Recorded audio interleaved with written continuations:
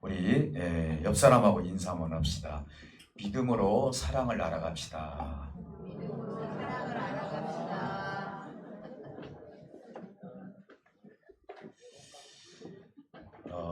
믿음은 뭐고 또 사랑은 뭐냐, 또 이렇게 말씀하면은, 오늘 말씀을 들어보시면은 믿음이 주는 것이 결국은 사랑의 열매라는 것을 알게 될 것입니다. 오늘 이 말씀을 통하여서 믿음은 신의 성품에 참여하는 것이다 라는 제목을 가지고 은혜를 한번 나눠보도록 그렇게 하겠습니다.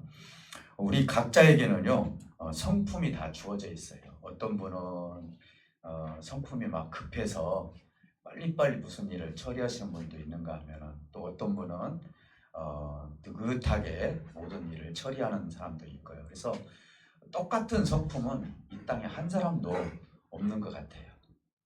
아마 여러분들이 자녀를 생산해 보셔서 알지만은 자녀들 성품이 다 똑같은가요? 다 틀리죠. 그 마찬가지로 저나 여러분이나 각자 성품들이 똑같은 성품을 가진 분들이 없어요. 그렇기 때문에 성품을 통하여서 우리가 판단을 한다거나, 또 성품을 통해서 옳고 그름을 우리가 판단하는 것은 조금 문제가 있는 것 같아요. 그래서 각자 주어진 성품은 하나님께서 주신 것이기 때문에 우리가 어떤 성품을 가지고 또 하나님이 주시는 오늘 신의 성품에 어떻게 참여해서 그 거룩한 아버지의 뜻을 이룰 수가 있을까, 이런 부분에 대해서 우리가 한번 말씀을 나눠보도록 하겠습니다. 우리가 이 성품이 완전하다라고 볼 수가 없어요. 당신은 참 성품이 완전합니다 라고 말할 수가 없다 이 말이에요. 이유는 뭐냐? 그 이유가 우리가 가지고 있는 죄성 때문에 그래요. 우리가 가지고 있는 이 죄성이 우리 성품에 영향을 끼쳐준다는 것이죠. 그렇기 때문에 우리가 판단하고 계획하고 그리고 또 그것을 실천을 할 때 우리가 과연 하나님이 주시는 그 거룩함을 가지고 할 수 있는 본질적인 그런 성품을 가지고 있느냐. 원래는 그랬죠. 근데 죄가 들어온 뒤로부터는 우리의 성품이 시기가 생기고 미움이 생기고 질투가 생기고, 그래서 각종 모든 것, 하나님과 반대되는 것에 의해서 영향을 받을 수밖에 없는 것이 우리의 성품이라는 것입니다. 성품이 가시적으로 나타내는 것은 두 가지예요. 말과 행동이죠. 그래서 우리는 보통 가만히 있으면은 그 사람에 대해서 누구인지, 그분의 인격이 어떻게 되는지 알 수가 없어요. 그런데 말을 하는 것을 보고 행동을 보면은 그분이 어떤 성품을 가지고 있는지를 우리가 볼 수가 있다 이 말입니다. 그렇기 때문에 그러면 말과 행동이 나오기까지, 그러면은 이 성품의 시작점이 어디에 있느냐? 그 시작점 바로 우리 생각과 우리 마음에 있다는 거예요. 그렇기 때문에 가시적으로 말과 행동이 나타나는 것은 근본적으로 우리 생각과 우리 마음에서부터 출발이 되어서 나온 것이다 라고 보면은 성품이 이런 영향을 받을 수 있겠구나라는 생각을 가질 수가 있습니다. 사랑하는 성도 여러분, 그러므로 인간이 가지고 있는 이 고유한 성품은요, 하나님의 도움이 없이는 불완전한 성품을 가지고 우리가 살아갈 수밖에 없어요. 그래서 여러분들이 신앙생활 하다 보면 어떤 사람들을 이렇게 신앙생활 하면은, 야, 저 사람이 저렇게 변화받는 것 내가 정말 몰랐어. 교회를 저렇게 다니고 하나님을 믿다 보니까 저분이 말수나 행동이나 성품이 달라졌어. 이런 얘기를 좀 듣잖아요. 또 반대로 교회는 몇십 년 전에도 똑같네, 이제 이런 얘기도 듣기도 하고요. 그렇기 때문에 말과 행동을 통해서 그 성품이 세상 사람들에게도 나타난다는 것이죠. 특히 우리 믿는 자들은 하나님의 도움이 없이는 우리 성품이 완전해질 수도 없고 항상 불완전한 성품을 가지고 살 수밖에 없는 것이 솔직한 저희들의 마음이고 성품이다라고 볼 수가 있겠습니다. 오늘 이 본문에서도 인간의 불완전한 성품을 하나님을 닮아가기 위해서는 베드로가 우리에게 권면한 것이 서너 가지가 있습니다. 이걸 통하여서 어느 누구든지 하나님의 신의 성품에 참여하게 된다면은 우리가 하나님의 거룩한 품성을 가질 수도 있다라는 것을 오늘 본문에서 우리에게 말씀하고 있는 것입니다. 그래서 중심 구절에 무슨 내용이 있냐면은 너희가 옛날에 그 성경에는 신의 성품이라고 했는데 지금 개역개정에는 신성한 성품에 참여하도록 해라 이렇게 말씀하고 있어요. 근데 그 옛날 성경책이 저는 더 다가오는 것 같아요. 신의 성품에 참여하라. 그럼 신의 성품에 참여한다는 것은 뭐죠? 하나님의 품성을 닮아가라. 그 하나님을 닮아가도록 내 마음을 그에게 드려라. 이렇게라고 볼 수가 있겠어요. 그래서 우리를 향한 하나님의 관심이 과연 어디에 있는가? 하나님의 관심이 어디에 있는가? 하나님도 나에 대해서 최대한의 관심을 가지고 계시거든요. 그러면 하나님이 오늘날 저와 여러분들에게 어떤 관심을 가지고 있는가에 대해서 오늘 본문을 통해서도 말씀을 나눠보도록 하겠습니다. 하나는 믿음과 신념이 다르다는 거예요. 보통 우리는 신념과 믿음을 헷갈릴 때가 많이 있어요. 그래서 이 신념이라는 건 뭐냐면은 하나님 없이 내가 판단하는 거예요. 내가 생각해 보니까, 내가 읽어 보니까, 내가 판단해 보니까 이것이 맞아. 그러니까 나는 이거에 대해서 내 생각이 확실해. 그러니까 내가 확신을 가져. 이것이 뭐예요? 신념이에요. 이 신념이 위험할 수도 있고 좋을 수도 있어요. 근데 우리 믿음의 성도들은 신념이 없으면 안 되죠. 신념이 있어야 되는데 어떤 신념을 가져야 되느냐? 믿음 위에 신념을 가져야 되는 거예요. 믿음 위에. 그래서 오늘 믿음과 신념의 차이를 제가 말씀을 드리면서 어떻게 우리가 세상 사람도 신념 가지고 있는데 똑같이 믿는 사람이 만약에 신념만 가지고 하나님을 따른다면은 큰 문제가 생길 수밖에 없는 거거든요. 그래서 오늘 이 말씀을 통하여서 당대에 신념을 가지고 초대교회의 성도들을 흐트러뜨리는 사람들이 있었어요. 이게 베드로 전서를 보면은 베드로가 이 편지를 보낼 때 흩어져 있는 성도들에게 편지를 보낸 거예요. 그럼 왜 흩어졌느냐? 물론 고난과 역경이 있었고 또 때로는 그때 당시 영지주의자들이나 유대교들이나 아니면은 신비주의에 쌓여 있는 사람들이나 그리고 할례를 받아야 된다라고 자꾸 강조하는 사람들이나 주변에 너무나 자기 신념을 가지고 하나님의 믿음을 가진 자를 흔든 사람들이 너무너무 많이 있었다는 거예요. 그래서 베드로가 볼 때 믿음을 가지고 교회가 움직여지는 것이 아니라 당신들의 신념을 가지고 교회를 움직이려고 하고 그리고 그렇게 성도를 이끌으려고 하는 그 모습 속에서 베드로는 신념이 아니라 믿음으로 하나님을 따라가야 된다라고 말씀하고 있는 거예요.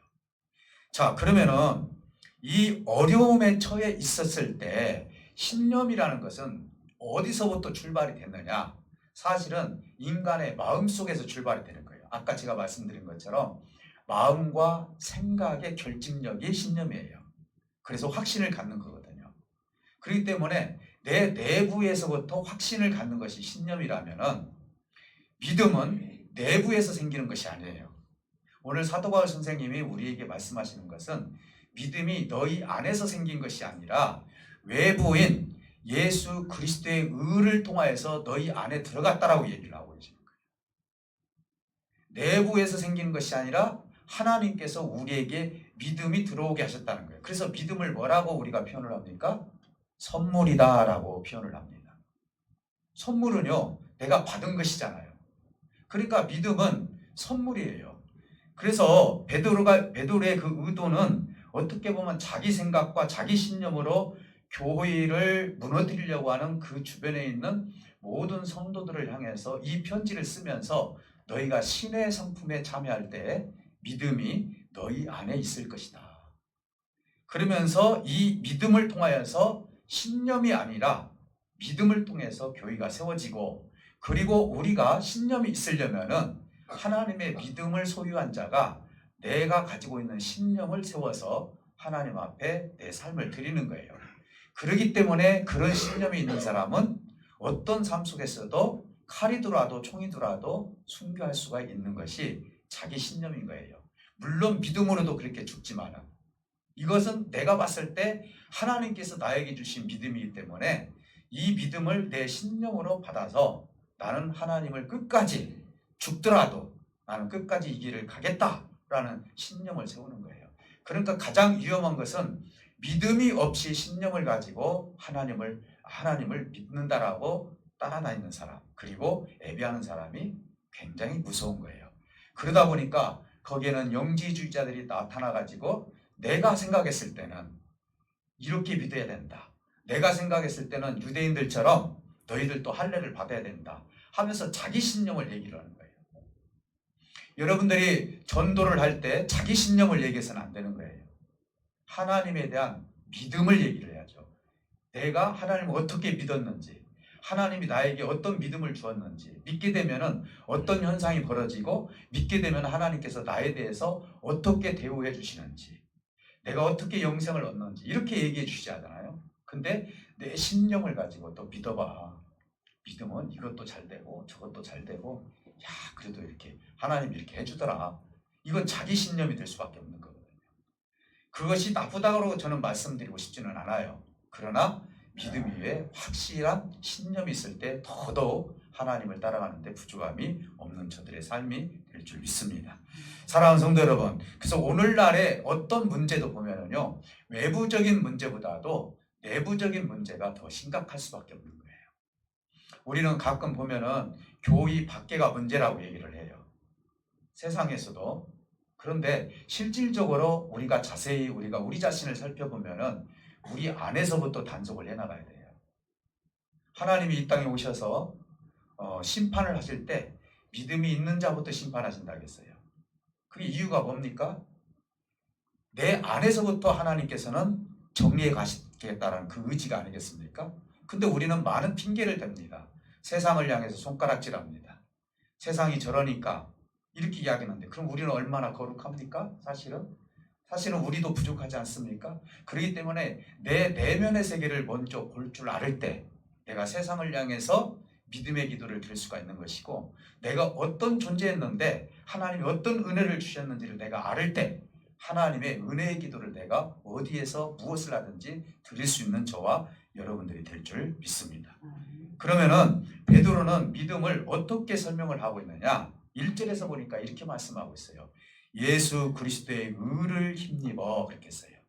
저와 여러분들은 예수 그리스도의 의를 힘입었어요. 그렇잖아요. 의를 힘입어서 동일하게 믿음을 받은 자라. 믿습니까? 동일하게 믿음을 받은 자라.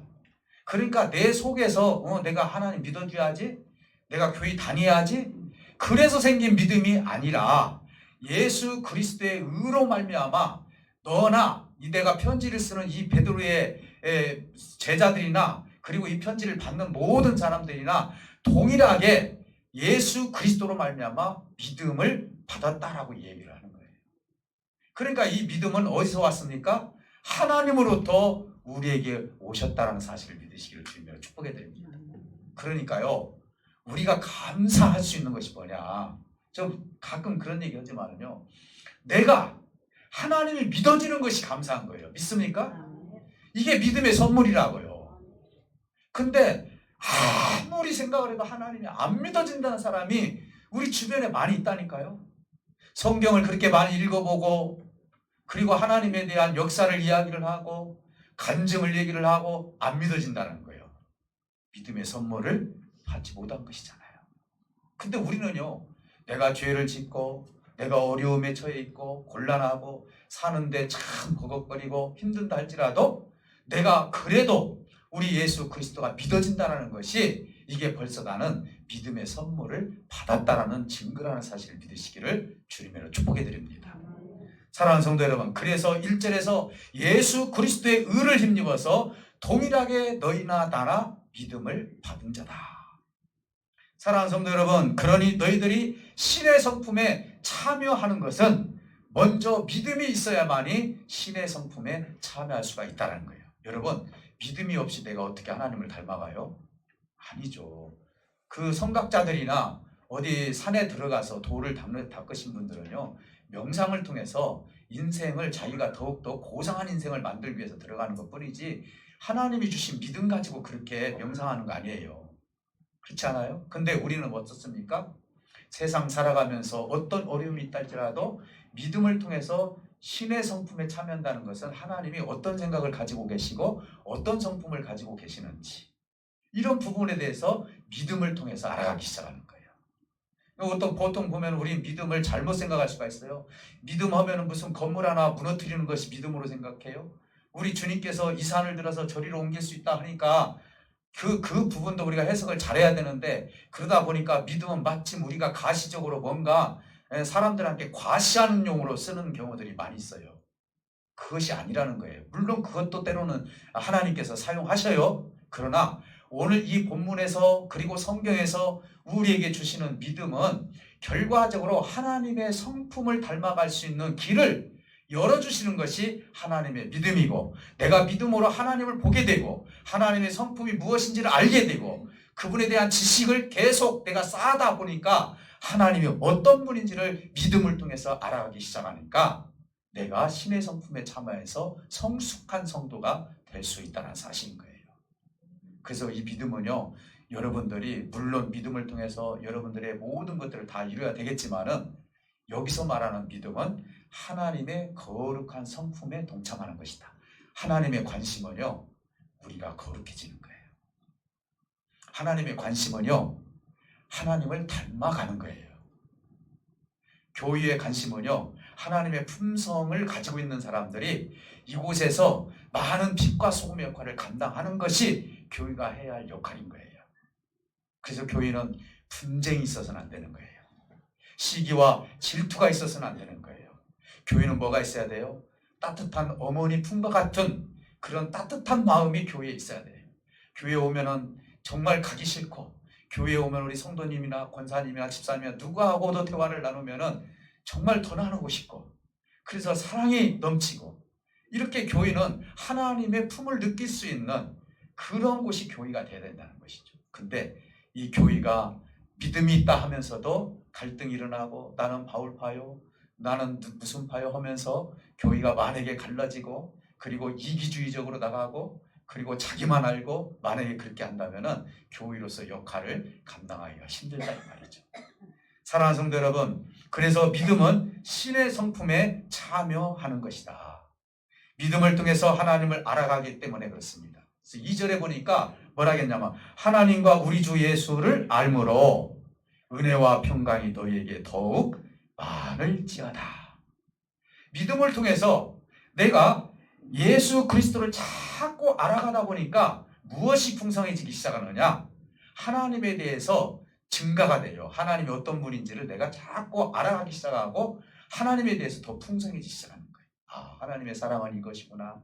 하나님은 이렇게 용서하시고, 하나님은 우리를 이렇게 인내하시고, 그러면서 점진적으로 하나님에 대해서 깊이 알아가는 것이 믿음을 통해서 하나님을 알아가기 시작하는 것입니다. 그래서 은혜와 평강이 너에게 더욱 많을지어다. 저와 여러분들은 믿음을 통해서 은혜와 평강이 더 많아지시기를 주님으로 축복해 드립니다.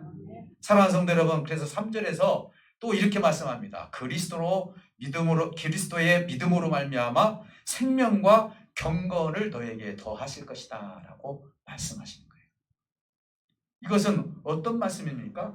우리에 대한 하나님의 관심이 어디에 있는지를 말씀하고 있는 거예요. 이 말은 생명과 경건을 나에게 주심으로 말미암아 믿음을 통해서 하나님과 같은 삶을 살 수 있도록 하나님은 저와 여러분들에게 배려를 해주시는 거예요. 즉 육신의 풍성함으로 영향을 주시기도 하시지만은 하나님의 관심은 그리스도를 통해서 풍성한 거룩함에 신의 성품에 참여하기를 원하는 것이 하나님의 더 큰 관심이고, 하나님이 원하시는 우리의 삶이라는 사실을 믿으시기를 주님으로 축복해 드립니다. 여러분들이 빌딩을 사고 땅을 사고 그리고 집을 사고 이 부분에 대해서는 하나님이 그냥 복을 주셔서 이 땅에서 살아가는 하나의 수단이라는 사실을 믿으시기를 주님으로 축복해 드립니다. 그것을 하나님이 원하시는 것이 아니라니까요. 내가 이 땅에서 살아가면서 이 땅의 세상 사람들도 더 잘 살고 이것은 하나님 다 복을 주셔서 사는 거예요. 내가 노력한 만큼 돈을 벌어들이고 해서 열심히 땀 흘린 만큼 세상 사람이나 믿는 사람이나 똑같이 주시지만은 하나님의 목적은 거기에 있지 않다라고요. 하나님의 목적은 썩어져갈 세상을 향해서 있는 것이 아니라 하늘의 양식에 있다는 사실이에요. 하늘의 양식은 뭡니까? 하나님이 주시고자 하는 하나님의 거룩함에 하나님이 관심이 있다는 걸 말씀하시는 거예요. 그래서 은혜와 평강이 너희에게 풍성해지기를 원한다. 그것이 뭐냐? 바로 믿음을 통해서 알아갈 수 있다라고 주님은 말씀하고 있는 것입니다. 마지막으로 믿음으로 신의 성품에 참여하는 자에게는요, 그리스도의 영원한 나라에 넉넉히 들어감을 허락해 주신다. 넉넉히. 간신히 들어가는 것이 아니라 넉넉히 들어간다는 거예요. 저는 이 말씀을 제가 묵상을 하면서 넉넉히라는 것을 내가 이 물을 통해서 본다면 여기서 넉넉하다는 것은 반절만 채워지면 넉넉한 거 아니에요. 넉넉하다는 것은 넘쳐야 돼요. 있습니까? 저와 여러분들이 그리스도의 삶, 천국의 삶이 넉넉하다는 것은 넘쳐야 된다는 거예요. 그러면 이 말은 뭔 말이냐? 넘쳐야 된다는 것은 현생에서 내가 지금 살아가는 삶 속에서 하나님의 신의 성품을 나타내야 된다 이 말이에요. 믿습니까? 오늘 마지막 절에 넉넉하게 너희들이 하나님 나라에 들어올 수 있도록 하겠다라고 말씀하신 건 지금 현재 내가 넉넉하지 않은 상태에서 내가 죽으면 바로 천국 가야지 이런 개념이 아니라 지금 저와 여러분들의 가장 중요한 것은 25년도를 우리 하나님께서 우리에게 허락하신 것, 이 365일 동안 우리에게 주신 가장 중요한 것은 뭐냐? 내가 너희에게 신의 성품에 대해서 믿음으로 신의 성품에 대해서 넉넉하게 주었으니 넉넉한 하나님의 성품을 365일 동안 다 나타내 보여라 라는 것이 아버지의 뜻이라는 사실을 믿으시기를 주님으로 축복해 드립니다. 우리는 보통 이런 생각을 해. 에이, 죽어서 내가 막 천국 가면 그만이지. 아니라니까요. 지금 이 세상의 삶이 얼마나 중요한지 몰라요. 여러분들의 지금 주변에 있는 사람들, 가정, 그리고 내 시간, 하나님이 주신 시간, 이런 걸 여러분 소홀히 여겨서는 안 되는 거예요. 왜요? 하나님은 과거의 하나님도 되기 때문에요. 하나님의 나라 가면은 우리가 어떻게 살았는지도 하나님 알고 계시잖아요. 시간과 공간을 초월하신 하나님이에요. 그래서 지나가면 끝이겠지가 아니라 나한테 지금 현재 주어진 이 시간이 하나님이 얼마나 귀한 시간을 주셨는지를 생각한다면은 내가 믿음으로 신의 성품을 나타낼 수 있는 넉넉하게 물이 넘치는 것처럼 우리 삶 가운데 이 365일 동안 여기에 속해 있는 우리 믿음의 권속들이 오늘 말씀을 듣고 어디를 가든지 간에 주님의 모습을 나타내는 것이 하나님의 거룩한 뜻이라는 사실을 믿으시기를 주님으로 축복해 드립니다. 사랑하는 성도 여러분, 믿음으로 신의 성품에 참여하는 자, 정말 세상에는 썩어질 것을 관심을 많이 갖고 있어요. 그렇지 않아요? 근데 저는 가끔 그런 생각을 해요. 어떤 사람하고 관계를 이렇게 맺었을 때, 봤을 때 나하고 대화하고 그리고 지난날 같이 어려움과 곤란함을 같이 겪고 그래서 저는 이런 생각을 해요. 혹시 저희 교회 다니다가 이제 나가신 분들 있잖아요. 이분들에 대해서 절대로 저는요 원망하거나 그러지 않아요. 어디를 생각하냐면은 지난날에 저하고 같이 좋은 주님의 이름 안에 앞에서 좋은 추억을 가졌던 시간을 가져요. 그리고 나머지 시간은 기억 안 해요. 이게 저에게도 유익이고 그 사람에게도 유익이더라고요. 믿습니까? 그래서 우리가 지나갔다 너와 나는 이제 끝이야 그게 아니에요. 저는 그분들이 준 선물도 안 버리고 있어요. 왜? 가장 귀중하게 마음을 가지고 나한테 준 선물이기 때문에. 그렇잖아요? 우리는 보통 그러잖아요. 또 우리 남녀 기간에 너하고 나하고 헤어졌어 하면서 반지를 물에다 던져버린다거나 선물 받은 거 다 가져가 버리라고 한다거나 그렇잖아요. 네. 근데 우리 믿음의 생활을 하시는 분들은 그래서는 안 되죠. 혹이라도 왜? 다 어디에서 만날 분들이에요? 다 하나님 나라에서 만날 분들이잖아요. 여러분 좋은 것만 기억하시기를 주님으로 축복해 드립니다. 사랑하는 성도 여러분, 그래서 세상은 썩어질 것에 관심을 두어요. 그런데 우리 하나님은요 우리에게 넉넉한 은혜를 주셔서 하나님의 신의 성품을 이 세상에 어떻게 내가 펼쳐나갈 것인가, 이걸 우리가 관심을 갖는 것이 하나님이 기뻐하시는 삶이라는 사실을 믿으시기를 주님으로 축복해 드립니다. 그래서 오늘 이것을 구체적으로 베드로가 얘기를 하고 있더라고요. 어떻게 얘기를 하고 있느냐, 이 땅에 넉넉하게 이루어지는 것이 6, 7가지가 되더라고요. 그러면서 이렇게 소개를 하고 있습니다. 믿음에는 덕이 있어야 된다. 그렇잖아요? 덕이 있어야 돼요. 여러분 보면은 믿음이 있다. 나는 막 저 철판도 뚫을 수 있는 믿음이 있다. 그런데 가끔 보면은 덕이 없어요. 믿음은 있는 것 같은데 그분이 덕을 못 끼친단 말이에요. 근데 당신 자신은 스스로 믿음이 있다고 얘기를 해요. 그럼 우리는 어떻게 해야 돼요? 믿음이 있다면은 그분에게 존경을 받을 수 있는 덕을 끼칠 수 있는 사람이 돼야 되겠죠. 그래서 사도 베드로가 그 얘기를 하는 거예요. 너에게는 믿음이 있다면은 믿음에 반드시 덕이 있어야 될 것이다. 너희들이 넉넉한 신의 성품에 참여했다면은 그러면 너희가 믿음이 있을 것이다. 그렇다면 믿음 위에 뭘 세우라고요? 덕을 세워라. 이어지는 거예요, 계속. 그리고 나서 덕에는 그냥 처음에는 그래, 처음에는 좋은 마음으로 그래요. 우리가 하나님도 아는 만큼 섬기는 거예요. 그러잖아요. 그런데 이 덕이 더 커지려면 어떻게 되느냐? 하나님에 대한 지식이 풍성해져야 돼요. 그래서 여러분들은요, 하나님에 대해서 자꾸 알아가려고 해야 돼요. 방송을 들어서라도, 책을 읽어서라도, 성경을 읽어서라도, 목사님을 좀 귀찮게 하더라도 하나님 이게 무슨 말씀이에요? 하면서 자꾸 지식을 여러분들이 넓혀가야 된다고요. 이번에도 여러분 말씀을 이렇게 가져가셨잖아요. 벌써 어떤 분들은 궁금해서 막 물어보기도 하고 막 그래요. 설명해주고 그래요. 우리가 이 덕에는 반드시 지식이 필요하다는 거예요. 그래야만이 덕을 끼칠 수가 있고 지식이 풍성해야만이 더 큰 덕을 이룰 수가 있어요. 그래서 믿음도 배가 되고 덕도 배가 되고 지식도 배가 되는 거예요. 또 뭐라고 합니까? 지식에는 절제가 필요하다. 너무나 이제 지식이 풍성해지다 보니까 자기만 얘기하는 경우가 있어요. 제가 일부 예배 때도 그런 얘기를 했는데 우리 목사님들도 너무 잘 알다 보니까 한 3시간 정도 차를 타고 가다 보면 거의 90%를 혼자 얘기하시는 분이 있어요.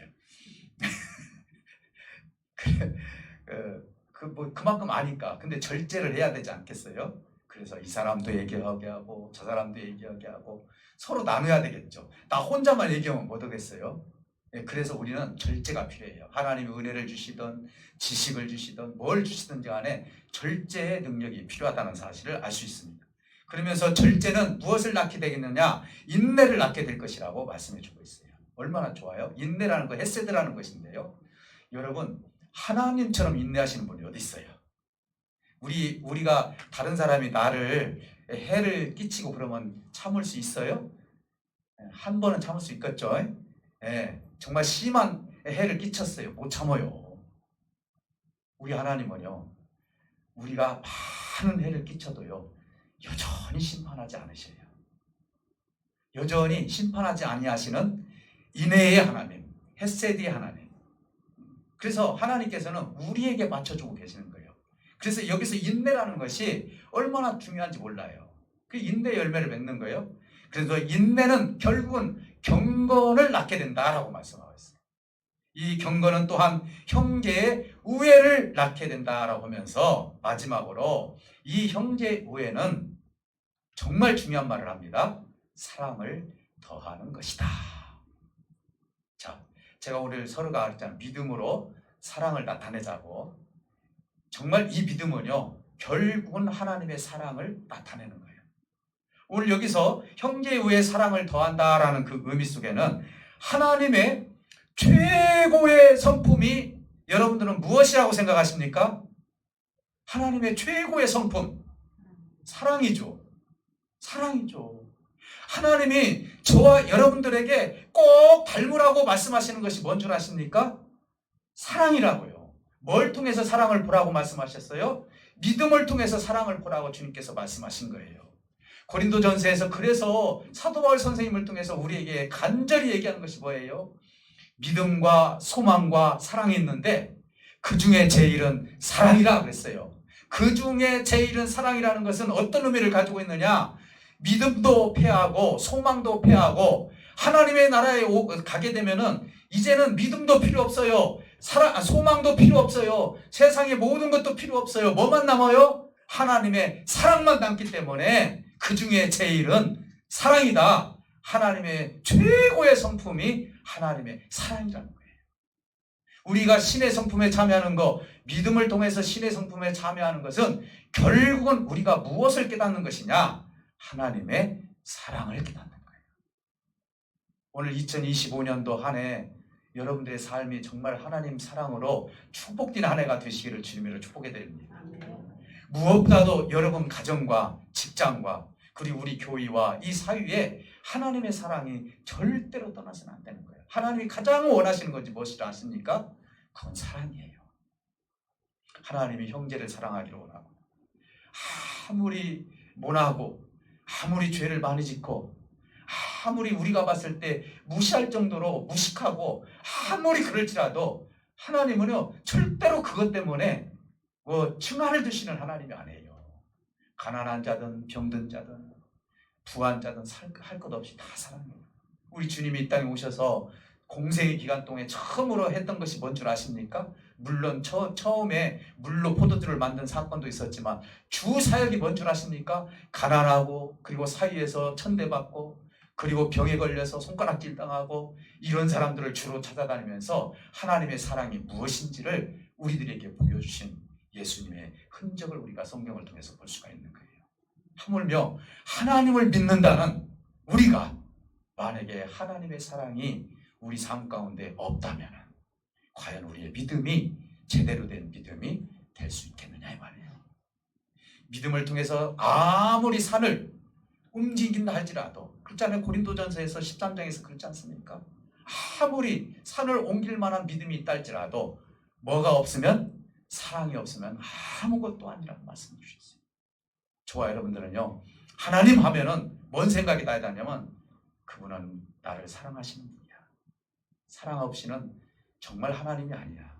오늘 우리 군산 열린교회 25년도 말씀이 기준이 되는 교회인데요. 오늘 이 말씀의 기준이 되는 교회 위에 하나님의 사랑을 얹어서 오늘 이 첫날 여러분들에게 이게 축복된 말씀을 드렸는데 한 사람도 미움도 받지 마시고 미워하지도 마시고 시기도 하지 마시고 시기하지도 마시고 여러분 모든 삶 가운데 하나님의 풍성한 사랑이 이 365일 동안 넉넉하게 넘치는 역사가 있으시기를 주님으로 축복해 드립니다. 오늘 우리 다 같이 기도할 때 하나님은 그런 사랑을 우리에게 주실 줄 믿습니다. 하나님, 내가 그동안 어떤 삶을 살았다 할지라도 믿음을 통해서 신의 성품에 참여해서 믿음의 덕의 지식의 절제를 절제 인내의 경건의 형제 우애를 주신다 했는데 그 우애 속에 사랑을 더한다고 말씀해 주셨습니다. 하나님은 사랑이십니다. 하나님 나에게도 그 사랑이 믿음을 통해서 더 생성되게 해주시고 사랑이 넉넉하게 더 커지게 해 주시옵소서라고 기도하고 오늘 또 마음이 아프고 몸이 아프신 분들 가슴에 손을 얹고 기도할 때 우리 하나님께서 이루해 주시고 사랑해 줄 줄 믿습니다. 우리 다 같이 기도하십니다. 하나님 감사합니다.